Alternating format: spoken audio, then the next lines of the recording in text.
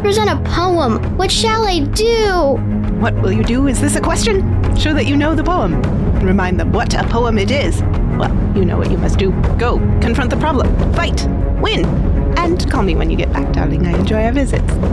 Welcome to the Poetry Dojo, where we learn to know our poems. And learn to wield them to fight and win. Today we are considering Sonnet 130 by William Shakespeare.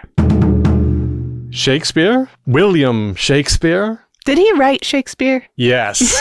William Shakespeare wrote Shakespeare. We're going out on a limb here. Yes, indeed.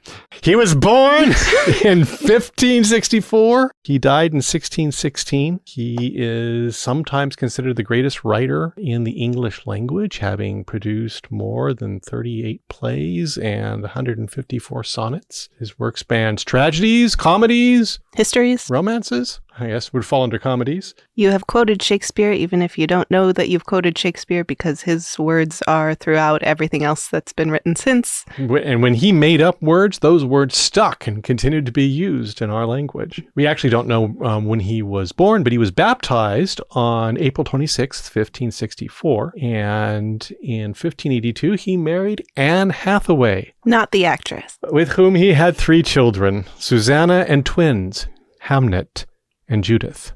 His only son, Hamnet, died at the age of 11. And between 1585 and 1592, we've got no records of his life. Went off the grid. Yes, it's referred to as the lost years, and seems like it probably would make for the favorite grist in those peoples that like to go back and create historical fiction and just plug it in. Anyways, after those years, he appeared in London as actor and playwright, working at the Globe Theatre and producing the works with which we are so familiar. And he retired to Stratford around 1613 and died 3 years later on April 23rd. He wrote a lot of sonnets, which are collected together in books of Shakespeare's sonnets. There is a lot of scholarship on the sonnets taken as a whole body of literature. I don't think we want to get too into that because we're dealing with individual poems presented in a poetry contest. We're not dealing with the entire body of work. So we won't get too much into the interaction between the sonnets. But the degree to which he is prolific is hinted at by the name of the sonnet we're doing today. Sonnet 130. So you know he wrote at least 130 of them. Sonnet 130 by William Shakespeare.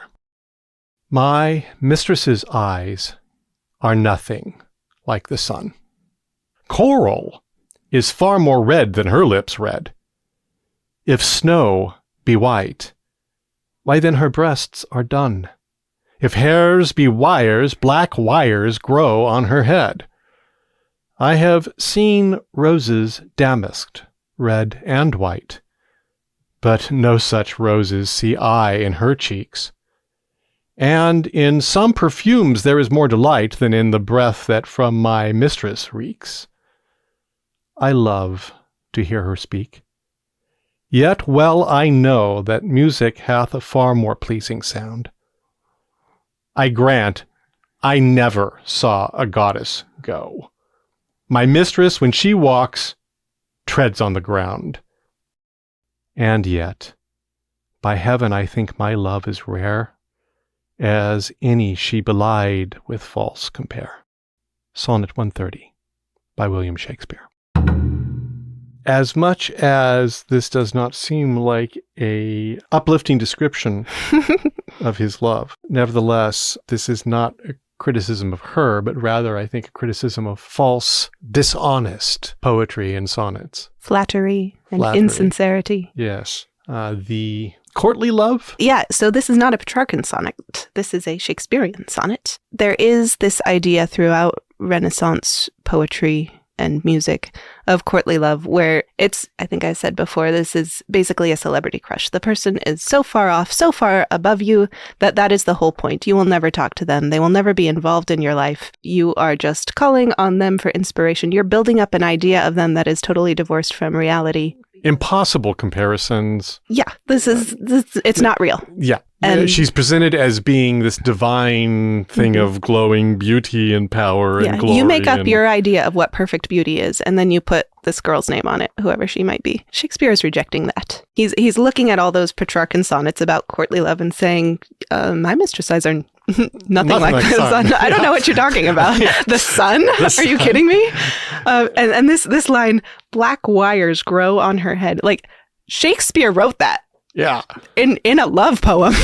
What? And it is important to realize very much that this is a love poem, but he is in love not with an idol of his invention, but with a real, living, breathing woman whose breasts are brown instead comparison to Snow White, who is a living person. And therefore, because she is real, his love is that much greater and more profound than any imagined sonnet written to an imaginary goddess conceived in the head of the one who penned his poem. He loves her too much to flatter her with falsehood, is I think the gist of the last couplet there. And he emphasizes that. By heaven, that is the highest oath he could have inserted there.